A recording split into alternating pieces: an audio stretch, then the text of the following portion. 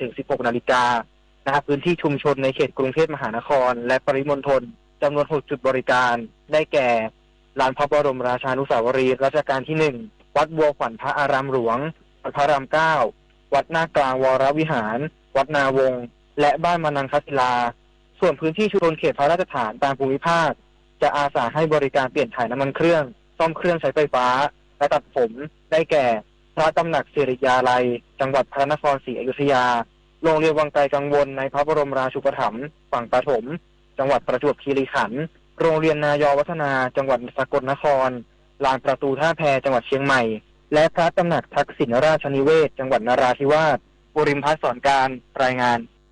จังหวัดกาญจนบุรีส่งเสริมอาชีพเพิ่มรายได้ให้กับประชาชนที่อยู่ในพื้นที่ห่างไกล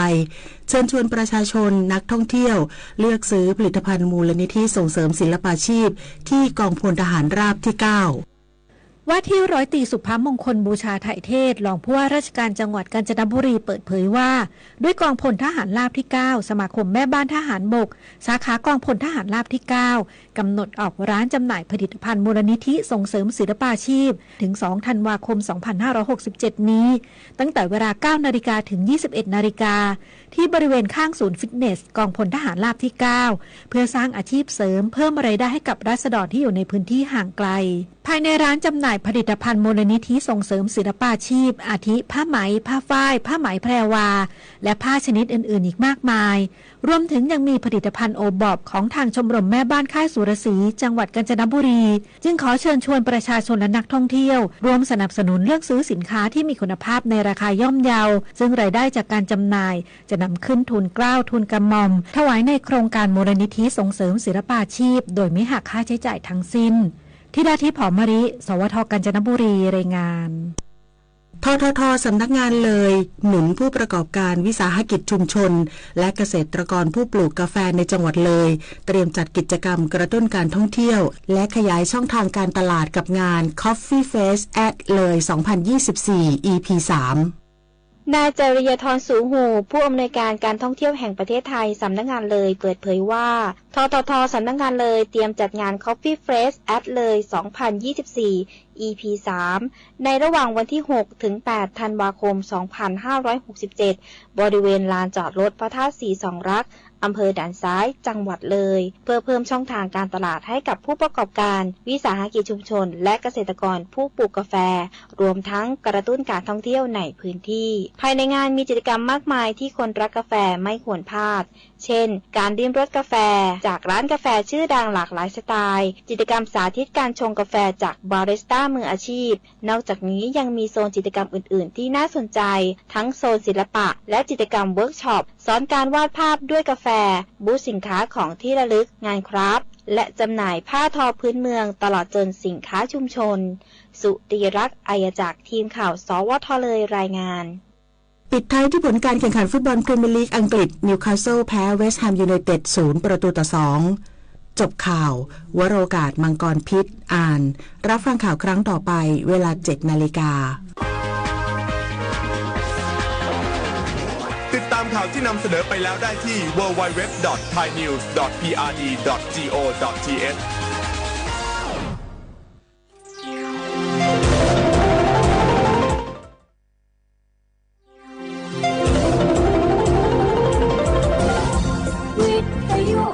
ประเทศไทยให้ความรู้คู่ความสุข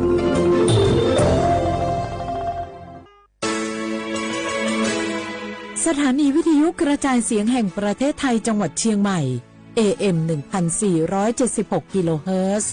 สถานีวิทยุภาคภาษาชาติพันธุ์แห่งเดียวในประเทศไทยที่มีความทันสมัยเชื่อถือได้สร้างอัตลักษณ์กลุ่มชาติพันธุ์สู่สากลผลของการพัฒนา 55 ปีโครงการหลวงพร้อมขยายจากจุดเล็กๆเพื่อนำสู่ผลลัพธ์ที่ยิ่งใหญ่ร่วมสืบสานและเรียนรู้องค์ความรู้โครงการหลวงเพื่อสร้างประโยชน์สุขแก่ชาวเขาชาวไทยและชาวโลกในการประชุมวิชาการนานาชาติในงานโครงการหลวง 2567 Heads on Heels ห่มเขาด้วยเงาไม้ใต้ร่มพระบารมี55 ปีโครงการหลวง 1-10 ธันวาคมนี้ณอุทยานหลวงราชพฤกษ์จังหวัดเชียงใหม่มูลนิธิ ขอเชิญเที่ยวงานกรุงการหลวง 2567 ภายใต้แนวคิด Hats on Heels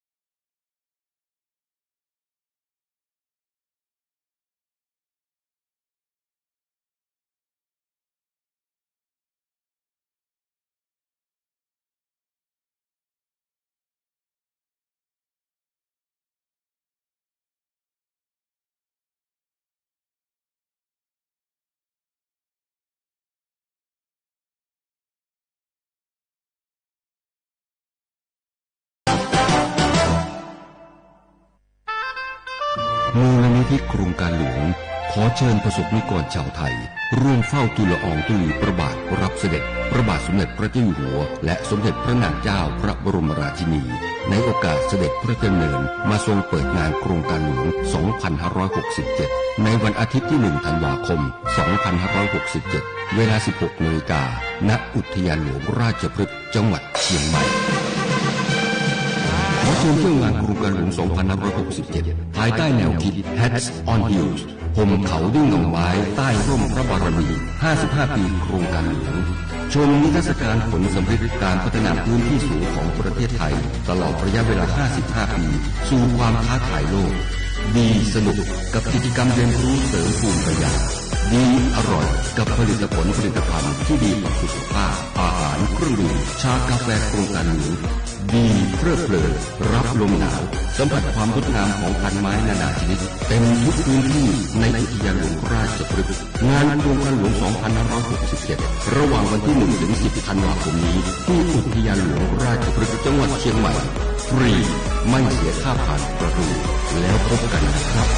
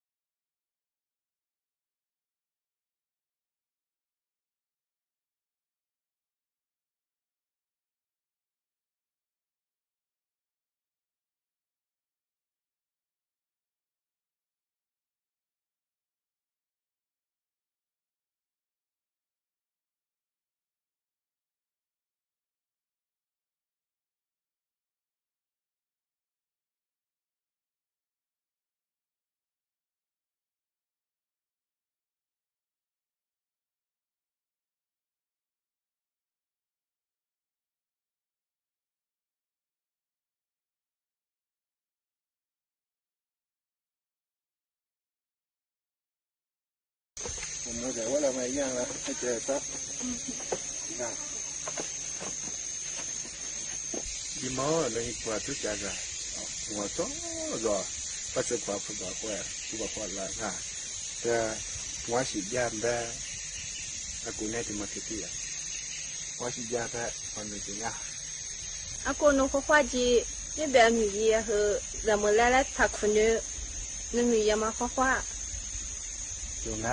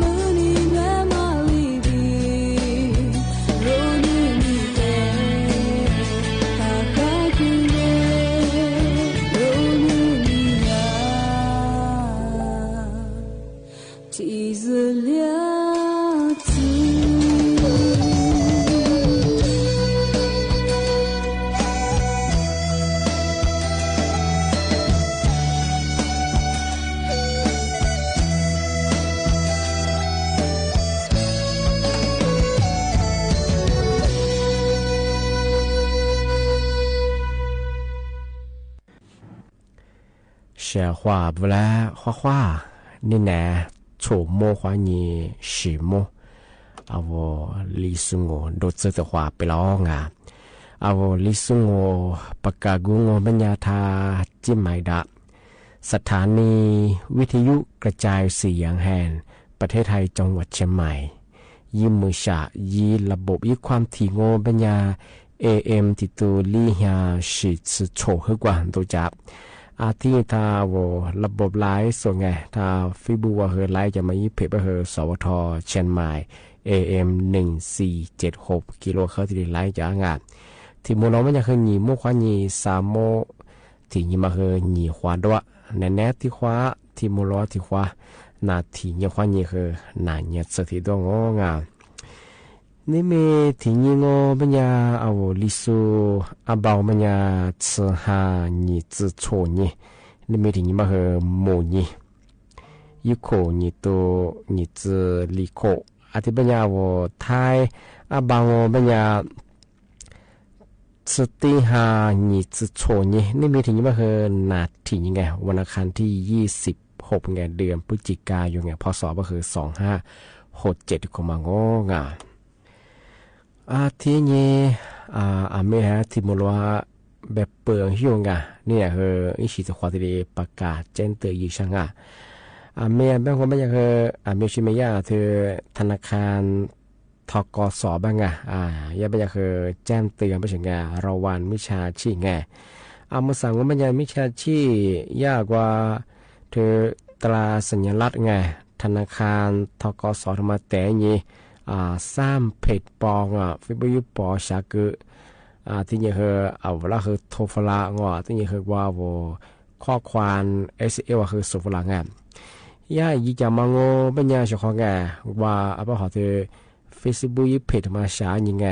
ว่ายี่โลโก้แบบยี่ตราสัญลักษณ์ธนาคารตกสคือนี่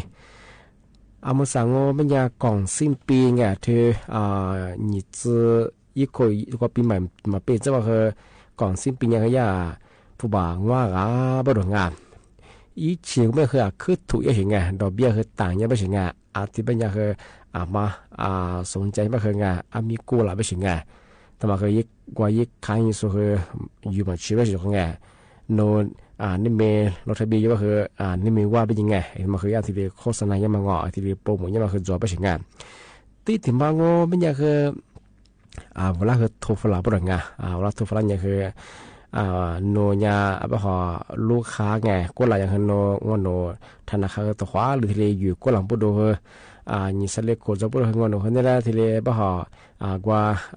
ต่อแทนยี่จีเชื่อไปถึงไงที่แบบคือมาสานโนยา20ก็มาว่าเป็นยังไงที่เป็นอย่างคือโนทายายี่ลิ้นสุฟลาบานี่ดีเนี่ยคือว่าอีลาวาสมาคันโนอันมันนี่ใช่ป่ะคือที่นี่ที่เดียวนี่สุบะคือไงว่าอีลิงสุฟลาเชงไงที่มาคือมาคือฐานนี่ดีไงยี่ว่าทุฟลาเนี่ยถ้าเวลาว่าอีไอดีไลน์ดีเนี่ยคืออีได้สุดแพงกว่าอีไลน์ว่ายี่เนี่ยคือแน่กว่าอีลิงสุฟลาว่ารถทะเบียนมังงอลูกค้าทกสอยู่สุดปุ๊บมาไงเวลาอย่างนี้ก็ละยากกว่ากล่องซิมปีไปยากกว่าลุงรางวัลที่เยียเป็นยังไงรางวัลที่1ไม่เคยโหลติก้าแบบบางอ้อผู้บ่าวเคยมีร้านไม่เคยที่เกือบเป็นยังไงเราที่ดีกู้หลายเฉียงที่แบงก์ไม่ยากธนาคารทกสเป็นยังไงมาคือรางวัลรางวัลเย่บางที่ยาจำมุเป็นยังไงมุสาเธอกลุ่มมิจฉาชีพยากที่ดียิ่งคือหลักโซ่ที่ดีก็เขาโทรมาที่ดีเกิดจากยังไงบ้างคือผู้เสียหายยากที่ดีแจ้งความยินรับบ้างที่แบบมันปีข้าววิชาข้าวมาโนผู้บ่าวลิชิกูช่วงก็คือโนกว่าระบบออนไลน์ข้อยิ่งแบบยินไลน์ข้อยิ่งแบบว่าสุดฝรั่งเนี่ยว่าที่ทุกสาวข้อโจมกู้ก็คือถ่ายเย่มียิ่งเขาไม่คือมีเชื่ออันตรายยังไงมีความเสี่ยงมาคือกลุ่มมิจฉาชีพแก๊งคอลเซ็นเตอร์ยากที่ธนาคารหลักโชว์เบย์เนี่ยคือเวลาเกินยังเวลาว่ายิงใหญ่จะมาข้อมูลเดียวมากว่าเลยเสียงจะเป็นยังไงมาคือเรามาเราว่าเยอะปีข้อน้อยสิดิเซพายุช่างว่ามันยังไงฟุตบอลกุ้งช่างว่ามันคือไงโนอีข้อมูลพันธุ์ใช่ป่ะกว่าธนาคารทกสยิ่งคือติดต่อสอบถามนั่นยังไงมาใส่ยาที่เรียบยะยิ่งดูกันเรียบยะก็คือนาธนาคารบางงานก็คือไงมันยิ่งติดต่อสอบถามช่างงานทำมาคือถึงมาที่ประกาศแจ้งเตือนช่างงานว่าช่างงานที่นี่ที่ถึงบางไม่อยากทำคือกุหลาบคือละคือที่เลยประกาศปีมาจังไงเมื่อสั่งว่ามันจะคือกลุ่มมิจฉาชีพเธอบ่หอยากว่าโรงแรมรีสอร์ทแบบ โฮมสเตย์หนงอโรงแรมก็ย่างห้องพักชีสู้แต่ละยิ่งกว่าสร้างเพจปองเฟซบุ๊กยี่ปอชาเนี่ยสู่โรงแรมหรือยี่บิรูปภาพวิดีโอแต่ละยิ่งกว่ารู้ยิ่งกว่ารับจองที่ไพ่มาคือจอไปเฉยๆก่อนสิ้นปีไงที่บ้านเขามาสั่งมันจะคือติดกระตัวคืองอสิ้นปีจะคือมาคือหิไฟแย่งว่ามาคือกับเบี้ยมาคือเอาจองที่ไพ่มาหรอกมีอาชีพที่บ้านยากลุ่มมิชาชีพมาคือว่าช่วยโอกาสช่วงเทศกาลเธอคริสต์มาสหรือช่วงสิ้นปีไงที่ชีข้อนี้ยากว่าคือจำมันว่าโปรโมชั่นย่ามาหรือมาปีข้อนูก่อนสิ้นปีพักจอยเขาไม่คือที่พักคือถูกแย่ไปยังไงนูนี่เห็นตั้งว่าคืออยู่ที่มาคือสุภาษิตสับบุชไปยังไงที่ก็ตัวคือบางบริษัทคือว่าญาติทัวร์ที่ไงว่าวิทัวร์บริษัทว่าจอยว่าญาติแล้วก็คุยกับเบี้ยมังที่มาคือบริษัทปอคือจัวงาชของงาที่ญาติกลุ่มมิชาชีพมาคือว่ากับบีกับกวางดูไงยุบมาคือแต่ละนี้ปีข้อมาคือว่าอำเภอแม่แจ่ว่ากับบีดูยิงกันเยอะที่แบบว่าอำเภอแม่อองไงว่าแม่กำปอหรือว่าจีหรือว่าที่กับบีก็ยิงสังกัดที่นี่คือยุบคือผีเยอะที่เยอะไปสิไงที่แบบคือว่าแต่ก็ต้องคือมากับบีชอบคือไงว่าจอยมาคือโจงมาใจมาคือโจที่แบบนี้คือยาแบบมันไม่คือมาคือเนี่ยรับมาเราวันเย่แบบที่ช่วงมันสัญญาคือกับบีกับบีเจ้าแบบคือมากับบีมีอาบุรุษกับบีสุ่มแบบว่าจอนที่พายสุ่มแบบมาเลยจอยคืออีข้อมูลแต่กับกูนี่แต่กับตัวสอยแบบสิไงมาใส่คือกลุ่มวิชาชีคือกว่าว่าเราชมข้าวสมาคือส่วนข้อมูลว่าปอสารนี่คือบิดสู่แต่ละนี่คือที่เรียกคือจามังโปรโมชั่นจดราคาพิเศษจดไม่ยังไงสิครับยาจงมาคือเนี่ยปีขวัญโนบริษัทแบบที่พันแบบเงินน้อยสิทมาพัดจอยเนี่ยคือไงมาใจเนี่ยคือมาโอ้ก็แต่คือไว้ข้อมูลเจ้ากับกูนี่กับตัวสอยสิความไงเพราะมันเงาไม่ยังจะโน้ผู้บอกโอ้ยังยีเจ้าแบบโททุ่มนาวอะไรก็จ้ามาเสียของไงสถานที่คือไงที่แบบคือช่วงที่ก่อนสิ้นปีแบ่งไงช่วงเทศกาลคริสต์มาสหรือช่วงงานฤดูหนาวไงมาแล้วกับเบียร์คือไงมาขยาที่ยาละมาละวันเยงมาใส่กลุ่มวิชาชีคือขึ้นยาที่ดีดูแลยังไงที่ดีควาจามาเพิ่มอย่างมาคือเจ้าจำมาชของงานที่แบบยังมาใส่มากกว่าตัวควาผัวงานว่าชของงานถ้าผมมากกว่านั่นนักกันยาปกว่าตัวควาจุดละควาง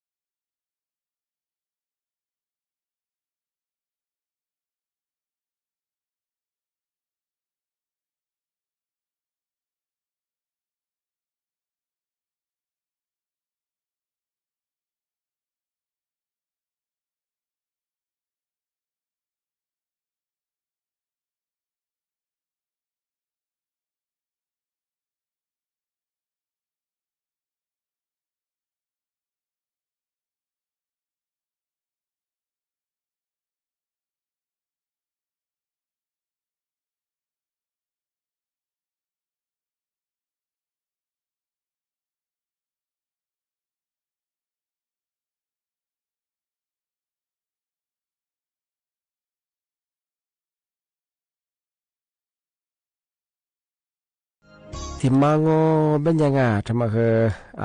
กุลาขยาปากกาปีเมาจองอ่ะเธอกุลากว่าว่ารัฐบาลย่าฟบาทีมูบาโอ้มางอที่กรุงบอบบางไม่คือว่าบาทพิการจุสูไงที่ยังคือบาทสวัสดิการแห่งรัฐไงจุสูไงบางคนจุสูกุลาโนกว่า20ว่านี่ฟุตบอลมาว่าสูไงเอารัฐบาลย่าซาหัวโอ้สิไงยี่วุฒิหัวเบอร์ทากุลาซื้อหาที่หัวโอ้ไงที่กุลาที่ย่าฟัวโอ้สุดแล้วกว่าโอ้มันน่าสุดแล้วไง我一起的话我们和撒花这些因为的话不和吃哈你花的话不贴过来你自己呀自己行哦对啊没事没过来嘛啊这边可这么撒花的话我们呀吃你哈吃姑娘啊这里我不是说ไง啊么啥我们呀拉出ที่ชิดเดียมาเฮลีมือว่ามาสุดที่เลยชิดเดียบ้างทำไมเฮียยี่ข้อมูลเฮเมียที่ยี่มังเมียไปเฮยี่จึงว่ายี่มังยี่ข้อมูลที่บ้างงเป็นยังเมียนี่กระทรวงการคลังบ้างงไม่คือถือว่าหลายผู้บอกโอ้ว่าโอ้เหมือนนามงโอ้เงินไม่สำเร็จบ้างคือตัวยังบ้างคือบ้างว่าเหตุผลงเป็นยังอันนี้คือแล้วบ้างไงยี่วุฒิมังบ้างคือว่าบัญชีทำไมอยู่ส่วนใหญ่ว่าหมอผู้พร้อมเพย์อยู่ส่วนมากละลีมือว่ามันสุดที่เล็กจัวบุรุษว่าหมอผู้พร้อมเพย์ได้มั้งว่าผู้พร้อมเพย์ไม่ใช่คือเล่บัตรประชาชน13หลักคือที่เล็กพร้อมเพย์ได้นี่มาถึงมองว่าไม่ยาบัญชีธนาคารที่ว่าผู้มีสิทธิ์มาคืออยู่ส่วนว่าย่าบ้าคือบัญชีมาคือกุลาคือตัวอย่างอยู่ที่มาเครื่องไหวไงว่าเขามาอยู่บ้าคือธนาคารคือปีบัญชียูมาคือที่ดิจอบไปถึงสร้างมาถึงมางไม่ยาไม่มีเงินไม่มีบัญชีเงินฝากธนาคารหนูสิว่านี่คือหนูธนาคารบัญชีมาชลาสุงที่มาคือมาว่าคือสุดจอบไปถึงหนูสิว่านี่ลีมาถึงมาคือหนูปีข้อหนูธนาคารมาชิดคือเล่บัญชีธนาคารมาถูกต้องยังไม่ใช่มาถูกมาคือเกลน่าไม่ใช่ก็เราจะย่าลีมัวมาจะมาคือผู้บ่ามาว่าพูดดูมาคือยี่สาเหตุคือที่ลีจังหวัดที่จบไม่ใช่ที่ถึงมาคือบัญชีธนาคารติดเงื่อนไขอื่นๆไม่ใช่หนูบัญชีมาปีข้อหนูว่ามาอยู่ไม่ทราบกันเลยคือยิ่งเงื่อนไขลีจังมาซื้อไปไม่คือปีข้อหนูยี่สิทธิ์มาว่านี่ผู้บังคับมาดูแลบ้างมีธนาคารยังไงติดต่อนานยิงว่าเฮยี่สิทธิ์ในว่านี่อาชีพที่ผู้บังมาดูแลมังว่าบัญชีว่ายี่ปัญหาจวงมาจนบ้างเอาเฮดีนี่กับกูนี่กับตัวยังปีว่าติดกับตัวบ้างโนผู้พร้อมเพย์ต้าเฮผู้บังมาดูแลบ้างแบบนั้นบัญชีธนาคารมาถูกยังมาซื้อเสียที่บ้านมายี่สิทธิ์มาว่าสุดบ้างสกุลเนี่ยว่าเปเจ้านู่นนี่ธนาคารนี่ก็ให้ตัวเชี่ยด้วยช่วงปีว่าลีปัญหาจะว่ามีแก้ไขบ้างสกุลเนี่ยเขากระทรวงการคลังผู้บาดเจ็บมาที่นี่อ้วแบบกูเราเลยมาว่าสุดแล้วลีมัวมาแสดงมาคือรอบที่3ที่นี่อ้วงช่วงบ้างมานู่นนี่สิว่ายังกูเราบอกว่าบ้างมีนี่แก้ไขได้ที่เนี่ยที่ถึงมางเป็นยาสำนักงานประกันสังคมสปสเชิญชวนอาวุธมาประกันสังคมอยู่ส่วนมาตรา34อาทิตย์นี้มาตรา39ย่าดูแลเรื่องสุขภาพฟาร์มไม่ใช่อาทิตย์ปัญญาว่ามาปีว่าสื่อจีนิชามันก็ที่อุฟางยังมาดูขุหิปูยังมาที่ยังกว่าผ่าฟังคู่อย่างไว้คุณเนี่ยจะมางอบผู้บอกว่าไม่คือวงเงินคือกู้เฮียบะต่อปีทำไมคือเอาประกันสังคมวันนี้ที่เรียบเบื่อไม่ใช่ของที่ถึงบางวันปัญญาปีว่ามาสื่อญี่ปุ่นชักเกินเชียงมันก็คือติดการติดจ้างชักก็ไม่คือที่ซื้ที่ซื้อวันยังว่าซื้อที่ซื้อที่ซื้อวันยังว่าซื้อไม่ใช่คือวงก็ไม่เคยติดตัวสายเห็นบ่าที่จบไปถึงที่ถึงมางงมันยาปีว่าเอาจิตมาวัดสกับผู้พัฒน์งงมันยาวงเงินยาคือติดตัวหัวเฮียทำไมบ่คือเบิดได้ทุ ทุก5 ปีบ่หรอกติโคเลงงอก็บ่คือเบิดได้ทุก5 ปีไปถึงตั้งแต่ว่าฟังปอพักเกือบไปเฮงเบิดหน้าไปถึงสมัครประกันสังคมยูโซมาตราสัตสางมาตราสัตสกุลแต่ถึงมาปีมากชของที่ไม่เท่าว่าขู่หิปุยมสุดจะไม่เคยมาคือกู้เฮียบางประกันสังคมยังติดโคมากู้เฮียบางที่เบิดไปถึงไม่เคยมาสั่งคือสิ้นปีเขาเราชของเธอสิ่งหาไปคือบางกุเลยคือ20มากูแล้วบางคือที่ตัวที่อยู่หน้บางคือมากูจะคือว่ายิ่งที่อยู่ช่วงชของที่บ้านก็ไม่ยานี่เนี่ยคืชาวได้ปีมาคือที่แหลจงที่บ้านจ้าที่มุลงานนี่โมขวานี่3 มัวที่มุลที่ความมุลขวางวันลิสุดกว่าที่มุลตัวดวงที่บ้านนี่รายการลิสุงดูกบัตรจิ้มหมายสถานีวิทยุกระจายเสียงแห่งประเทศไทยจังหวัดเชียงใหม่ยืมมือฉายีระบบความเทียงก็ไม่ยาAM ที่ตัวลี่ฮะสิสุดโฉขึ้นกว่าตัวจังว่าเฉพาะถ้าวิทยุความยินนาจะสูงที่ถ้าระบบไลฟ์สุขภาพสุดคือคือบ่มองว่าเฉพาะถ้าคือจะชื่อจะมาผู้จะชื่อจะข้อความยาว่าจริงที่นี่ก็ถึงว่าคือด้วยอะไรกว่าเยอะข้อความนี่ไปเปลี่ยนยิ่งกว่าเจ๋งคือบ่มองข้อความสวัสดีครับ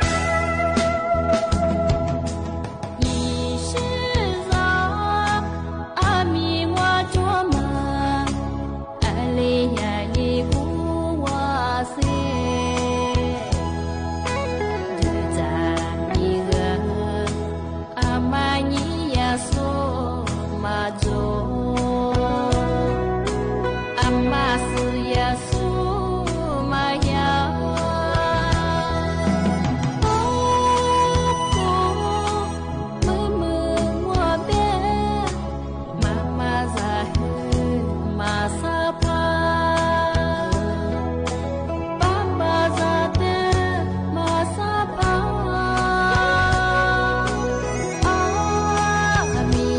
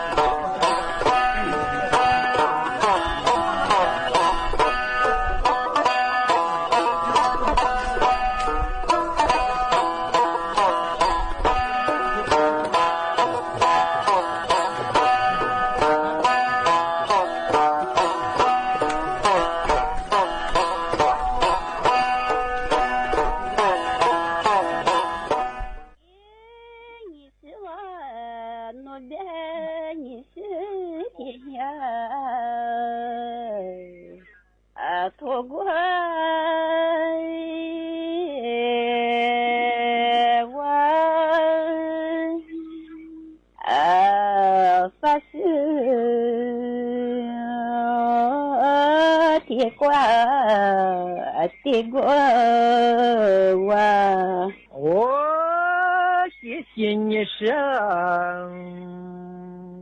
你我是妻子过一多人来活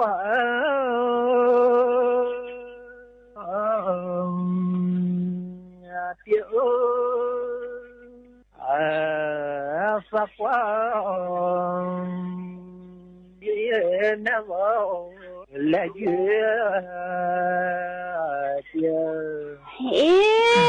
你是我那边三天子快路人来快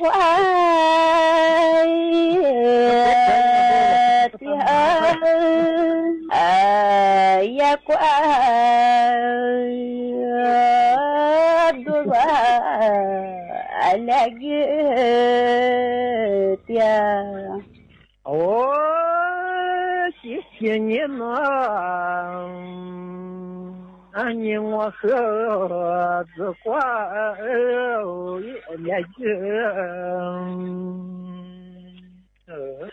你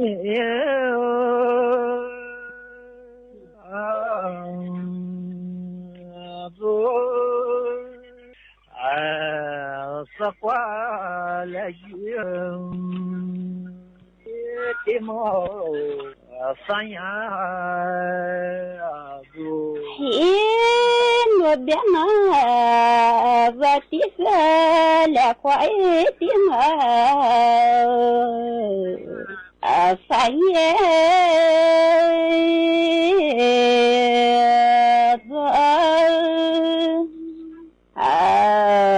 来月的嘛三爷谢谢你们，你和三年我去多也别走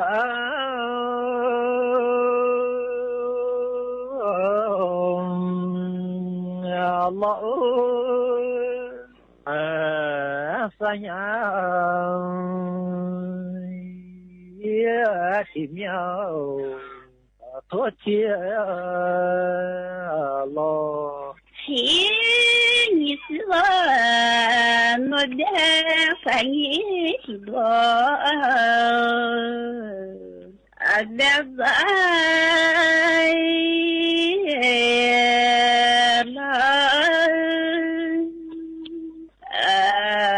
三年前面多天了谢谢你生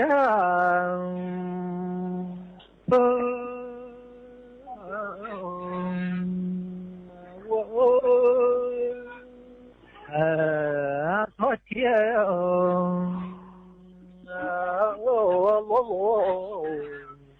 撒花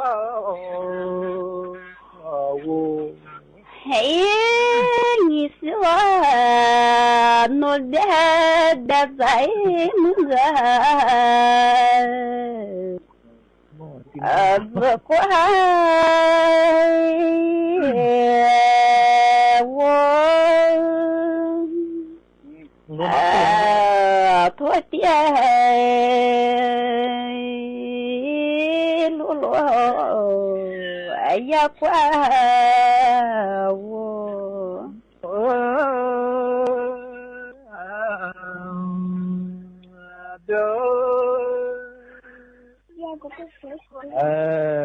也讲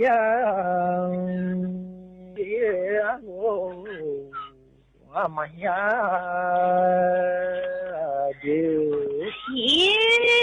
我的那我的我的日子也过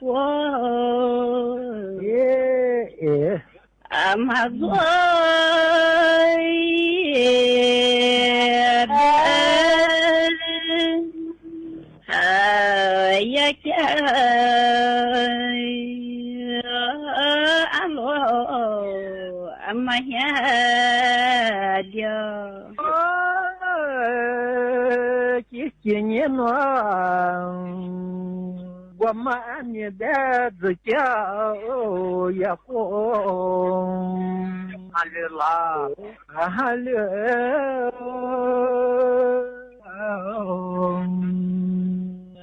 好，也讲也路，你我。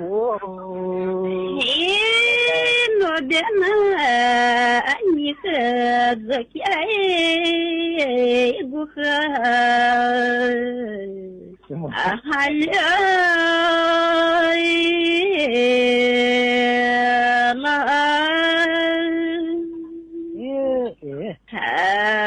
也家不和，是我了。我谢谢你生，你的这个怎么的娘，马上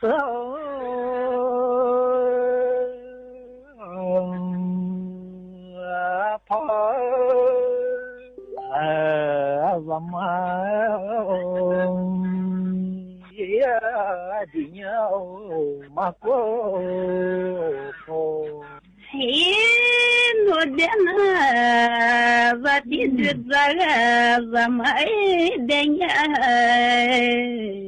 哎，妈妈说怎么的呀？马过跑，我谢谢你们，这时候自家也不忙，子他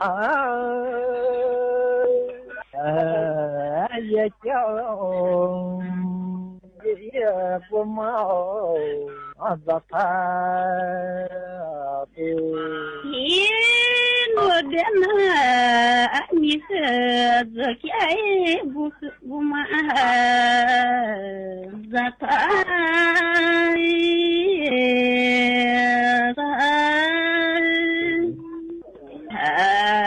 也家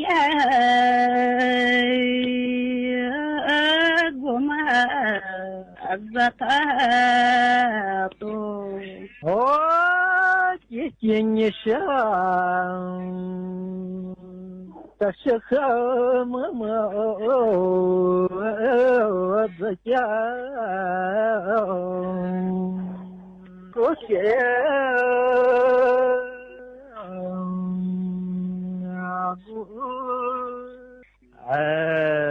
两种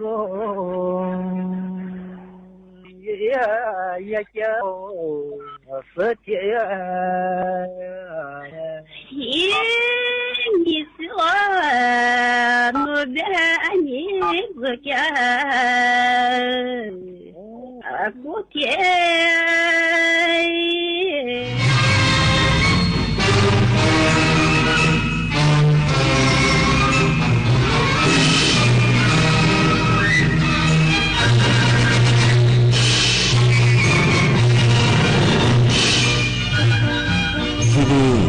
สถานีวิทยุกระจายเสียงแห่งประเทศไทยต่อไปเสนอข่าวซึ่งมีหัวข้อข่าวดังนี้วันนี้รัฐบาลเตรียมการซักซ้อมการอัญเชิญพระบรมสารีริกธาตุพระเขี้ยวแก้วจากสาธารณรัฐประชาชนจีนมาประดิษฐานเป็นการชั่วคราวในประเทศไทยกระทรวงแรงงานตั้งเป้ากำหนดค่าจ้างขั้นต่ำอัตราใหม่ให้แล้วเสร็จในเดือนธันวาคมนี้เพื่อเป็นของขวัญปีใหม่ให้กับแรงงาน ผู้นำสูงสุดอิหร่านระบุการที่ศาลอาญาระหว่างประเทศออกหมายจับผู้นำอิสราเอลในข้อหาก่ออาชญากรรมสงครามในฉนวนกาซายังไม่เพียงพอเทนนิสชิงแชมป์โลกประเภททีมชายเดวิสคัพยานิกซินเนอร์พาทีมอิตาลีป้องกันแชมป์ได้สำเร็จต่อไปเป็นรายละเอียดของข่าวสาระ